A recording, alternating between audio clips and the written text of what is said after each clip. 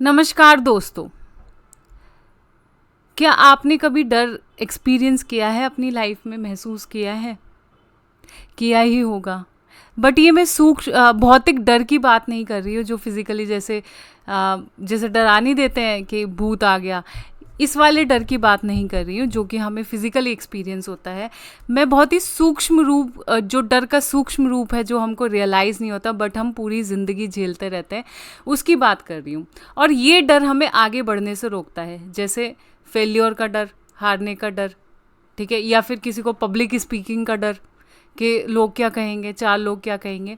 तो ये सब डर हम डे टू डे लाइफ में फेस करते रहते हैं। इसी के बारे में चर्चा करेंगे हमारे YouTube channel global view channel पे। मैं हूँ मानसी गोयल, स्वागत है आपका हमारे चैनल पे। तो बात करते हैं कि ये डर की बर्थ क्या है, इवोल्यूशन क्या है, कहाँ से ये डर जन्म लेता है। देखो, कुछ हमारी ज़िंदगी में कुछ डिज़ायर्स होती हैं। सबसे पहला तो डर कि desires are the cause of all the sorrow, जैसे लॉर्ड बुद्धा ने बोला था। सारे दुख का कारण क्या है? डिज़ायर्स हैं। अब किस टाइप की डिज़ायर्स होती हैं कि मुझे बहुत रईस बनना है, अंबानी बनना है, इस टाइप की डिज़ायर्स आ जाती हैं। या फिर मुझे नेम फेम कमानी है, ठीक है, मुझे एकदम फेमस होना है, जैसे हमारे प्राइम मिनिस्टर श्री नरेंद्र मोदी। या फिर मुझे कंफर्टेबल एंड पीसफुल लाइफ, बड़ा घर हो, गाड़ी हो, बंगला हो, ये सब चीज़ें हो। ये कंफर्टेबल एंड पीसफुल लाइफ की इच्छाएं। एंड देन जो भी हमने गोल बना लिया है उसको अचीव करने का डर या चिंता या इच्छा, ठीक है। और कहीं भी हो, चाहे आप स्पोर्ट्स में हो या कोई सी भी हॉबी है, मान लो फोटोग्राफर ही हो, तो ये डिज़ायर रहती है कि हम उसमें श्रेष्ठ हो, सबसे ऊपर हो। अगर हम फोटोग्राफर बनना चाह रहे हैं तो एक परफेक्ट फोटोग्राफर बने। तो ये डिज़ायर्स हमेशा हमारे जहन में रहती हैं, और ये डिज़ायर्स ही डर का कारण बनती हैं, डर को जन्म देती हैं। ये डिज़ायर्स कि हमारे मन में डिज़ायर आई तो सबसे पहले ये डर आता है, क्या ये डिज़ायर हमारी पूरी हो पाएगी कि नहीं। इसीलिए लॉर्ड बुद्धा ने कहा था, desires are the cause of all sorrows.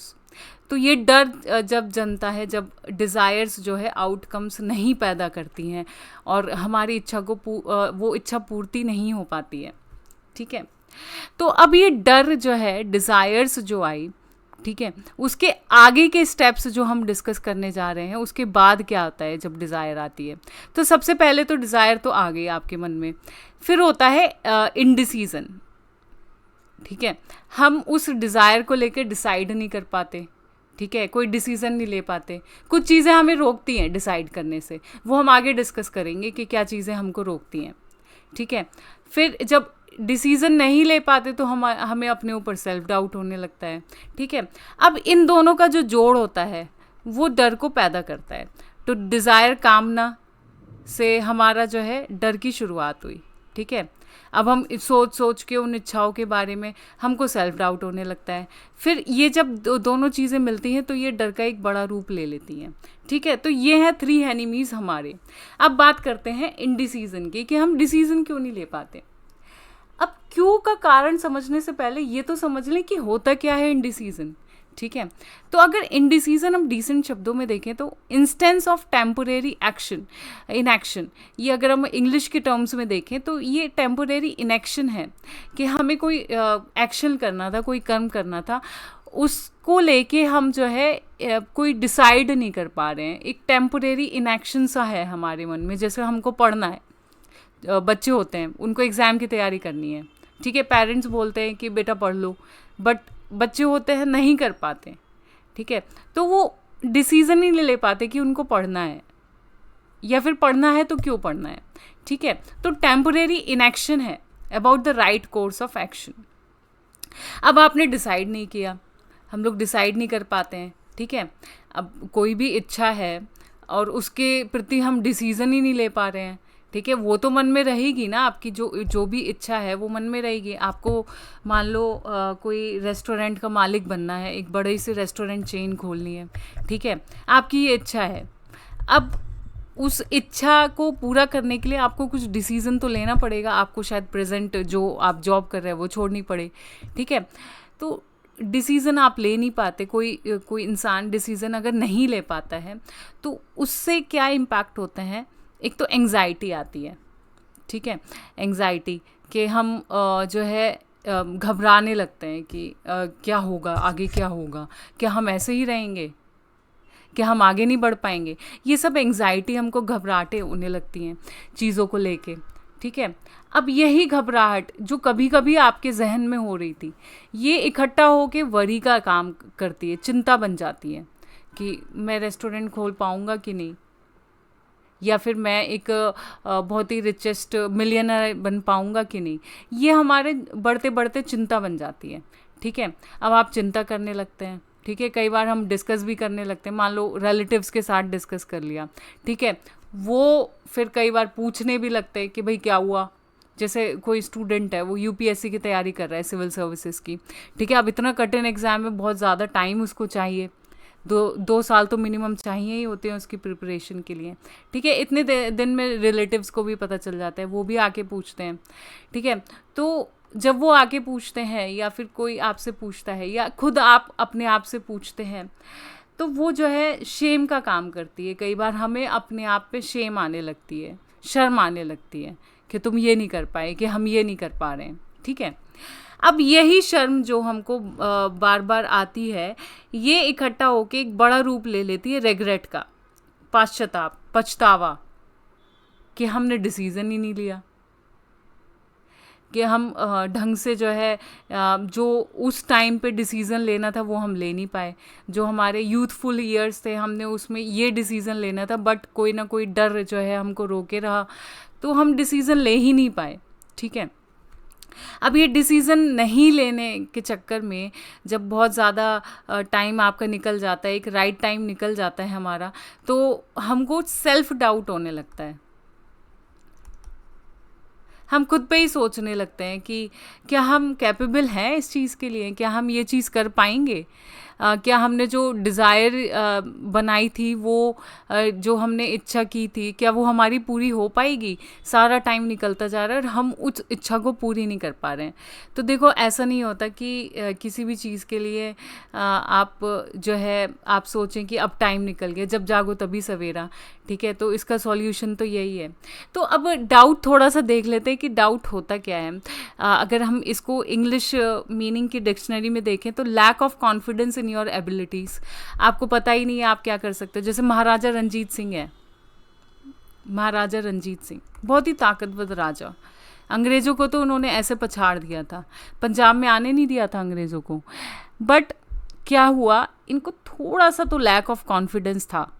कैसे कि जो रिवर थी आपकी, यमुना रिवर थी, उसके नीचे वो नहीं जा पाए कि अंग्रेज़ों से वो वाली ज़मीन भी हथिया लें। क्योंकि थोड़ा सा तो लैक ऑफ कॉन्फिडेंस था। अपनी ज़मीन तो बचा ली, बट अंग्रेज़ों को पीछे नहीं भगा पाए। तो इससे क्या हुआ, जब उनकी डेथ हुई महाराजा रंजीत सिंह की, तो उनके जो वंशज आए वो काफ़ी डरे हुए रहे। और फिर इस डर की वजह से, इस सेल्फ डाउट की वजह से, इनडिसीज़न की वजह से, एक लीडर के इनडिसीज़न की वजह से, फिर वो एरिया भी जो पंजाब का रीजन था वो भी ब्रिटिशर्स ने ऑक्यूपाई कर लिया। तो डिसीज़न लेना और अपने ऊपर कॉन्फिडेंस रखना, ये बहुत इंपॉर्टेंट होता है, सही टाइम पे सही डिसीज़न लेना, ठीक है। तो इतना नुकसान होता है जब हम अपने आप पे ट्रस्ट नहीं करते हैं। Experiences of not trusting yourself, कि क्या मैं कर पाऊँगा। आप किसी रेस में मान लो भाग ले रहे हैं, ठीक है, आप ले ही नहीं रहे हैं, प्रैक्टिस ही नहीं कर पा रहे हैं कि हमको लग रहा है कि हम इसमें जो है जीत ही नहीं पाएंगे, ठीक है। आपको सेल्फ डाउट हो रहा है। इसी पर ही विलियम शेक्सपियर ने काफ़ी अच्छी बात कही थी, आर डाउट्स आर ट्रेटर्स। हमारे ही जो डाउट्स होते हैं ना, जो हम अपने ऊपर डाउट, सेल्फ डाउट करते हैं, वो ही सबसे बड़े धोखेबाज होते हैं। दूसरा तो धोखा क्या देगा, ठीक है। इस सेल्फ डाउट की वजह से हम अपने आप को ही धोखा दे रहे होते हैं, ठीक है। एंड उनका इसका इम्पैक्ट क्या होता है, तो वो भी विलियम शेक्सपियर ने बहुत ही अच्छे शब्दों में बोला है, and make us lose the good, be oft might win, ठीक है। जैसे महाराजा रंजीत सिंह का मैंने एग्जाम्पल दिया कि वो आज उस टाइम पे अंग्रेज़ों को पछाड़ सकते थे, शायद हमारा देश उसी टाइम आज़ाद हो गया होता। That good we oft might win, जो हम जीत सकते थे, by fearing to attempt, but हम उसको करते ही नहीं पाते हैं, क्योंकि हम सेल्फ डाउट करते रह जाते हैं। तो ये आज की बात नहीं है सेल्फ डाउट की, विलियम शेक्सपियर के ज़माने से भी चलता आ रहा है। आप सोचिए, विलियम शेक्सपियर ने जब सेल्फ डाउट के बारे में बोला है तो इसका मतलब उनके ज़माने में भी ये चीज़ें चल रही थी। तो ये हज़ारों सालों से, जब तक ह्यूमैनिटी है, जब से ह्यूमैनिटी है तब से ये सब चीज़ें, डाउट्स, डर, ये सब चीज़ें चलती आ रही हैं। इसी वजह से बड़े बड़े लोगों ने इस बारे में बात की है। ठीक है, तो अब जैसे कि मैंने बोला था कि डाउट या इंडिसीजन आता क्यों है, तो बहुत सारी चीज़ें होती हैं जिनको हम रियलाइज़ भी नहीं कर पाते कि हाँ, इस वजह से हमारे अंदर सेल्फ डाउट आ रहा है। जैसे कि अपब्रिंगिंग, कैसी कंडीशंस में कोई इंसान रहा है। देखो, कन्वेयर मॉडल बना दिया है लाइफ का। ठीक है, अभी कोई बच्चा पैदा हुआ है, ठीक है, अब उसको सबसे पहले ही उसको बोल देते हैं कि अरे ये तो इंजीनियर बनेगा, ये डॉक्टर बनेगा, या फिर ये स्पोर्ट्स में बहुत आगे जाएगा। ठीक है, तो पहले ही डिसाइड कर देते हैं। अपब्रिंगिंग उसकी ऐसे ही एनवायरनमेंट में होती है, एक्सपेक्टेशंस के एनवायरनमेंट में, अरे ये तो ये बनेगा, वो बनेगा। पेरेंट्स भी तो जो है कई बार अपनी चीज़ें लाद देते हैं कि देखो मैं स्पोर्ट्स मैन नहीं बन पाया बहुत बड़ा, तो तुम बनो। ठीक है, तो इस वजह से भी सेल्फ डाउट आने लगता है। ठीक है, इतनी सारी एक्सपेक्टेशंस। फिर हमारे पास्ट एक्सपीरियंसेस, कहीं पे आप फेल हुए, कहीं पे हम फेल हो जाते हैं। ऐसा तो है नहीं, आप पूरी पृथ्वी पे कोई एक ऐसा इंसान दिखा दो जो हमेशा सक्सेसफुल रहा हो, तो फेल तो हम होते ही हैं। बट वो फेलियर अगर हमें याद आती चली जाती है तो भी हमें सेल्फ डाउट हो जाता है, बट हम उस चीज़ को अप्रिशिएट नहीं करते कि हाँ, हमने कुछ एक्शन लिया। ठीक है, फिर अनदर रीज़न जो है, हमेशा परफेक्शन की तरफ जाना, कि ये काम जो है तभी करूँगा जब इसमें मैं पारंगत हो जाऊँगी या पारंगत हो जाऊँगा। ठीक है, हमेशा एम करना परफेक्शन की तरफ, वो भी सेल्फ डाउट का, क्योंकि परफेक्शन लाना एक वन डे का वो नहीं प्रोसेस नहीं है, आपको टाइम लगेगा। बट अगर इतने टाइम लगाने के लिए आप सेल्फ डाउट ही करते रहेंगे, फिर अल्टीमेटली अपनी इच्छा को मार देंगे। देन लैक ऑफ कॉन्फिडेंस, अपने ऊपर ही कॉन्फिडेंस नहीं होना। ठीक है, ये भी एक रीज़न होता है। देन हमको लगता है कि बहुत ज़्यादा कॉम्पिटिटिव एनवायरनमेंट है, कि इतने सारे स्टूडेंट्स जो है फॉर्म भर रहे हैं, तो हम कैसे जीतेंगे। ऐसा नहीं होता है, कोई भी जीत सकता है। आप किसी भी टॉपर से बात कीजिए तो वो भी कहेगा कि बहुत ज़्यादा कंपटीशन था, मैं भी डरा हुआ था, but they took the decision. ठीक है, आपको डिसीज़न लेना है थोड़ा सा सेल्फ डाउट को बैक ट्रैक करके। ठीक है, तो कॉम्पिटिटिव एनवायरनमेंट को इग्नोर करके अपने आप पे फोकस कीजिए। ठीक है, यहाँ पे रिलेटिव फिजिक्स को अवॉइड करके आप एब्सोल्यूट टर्म्स में बात कीजिए कि आप क्या कर रहे हैं, ये मत देखिए और दूसरा क्या कर रहा है।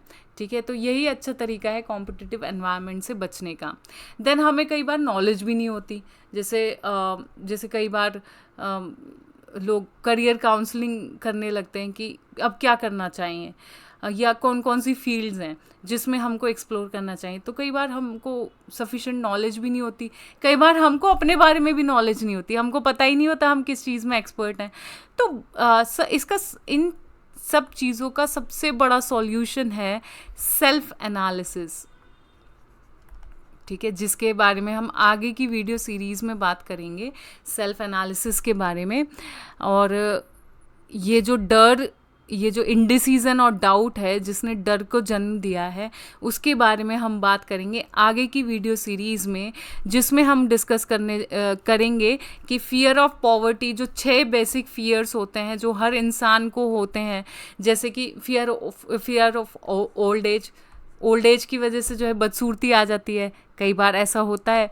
ठीक है, लोगों को लगता है कि ये बदसूरती है, बट वो होती नहीं है, वो नेचुरल चीज़ है। ठीक है, तो fear of old age, fear of poverty जो सबसे बड़ा डर होता है। ठीक है, देन फियर ऑफ क्रिटिसिज्म, 4 लोग क्या कहेंगे। फियर ऑफ इल हेल्थ, अरे कहीं मैं बीमार ना पड़ जाऊं। Fear of loss of love of someone, जैसे मेरे अपने हैं, ठीक है, ये लोग चले गए तो इन्होंने मुझे छोड़ दिया, तो ये भी बहुत बड़ा फियर होता है। फियर ऑफ डेथ, अरे कहीं चोट ना लग जाए। डेथ में जो है आपका फिज़िकल जो है जो फिज़िकली आपको नुकसान हो रहा है वो भी आ जाता है। तो इन सब 6 डरों जो भी आप डर जो भी कोई इंसान डर फेस करता है वो इन 6 डर की कैटेगरी में आ जाता है, जिसके बारे में हम नेक्स्ट वीडियो सीरीज़ में डिस्कस करेंगे। तो इंतज़ार कीजिए, हमारी वीडियो जल्द ही आएगी इस वीडियो सीरीज़ में फियर मैनेजमेंट के। एंड ये वीडियो सुनने के लिए धन्यवाद। पढ़ते रहिए, खुश रहिए। मैं हूँ मानसी गोयल, धन्यवाद।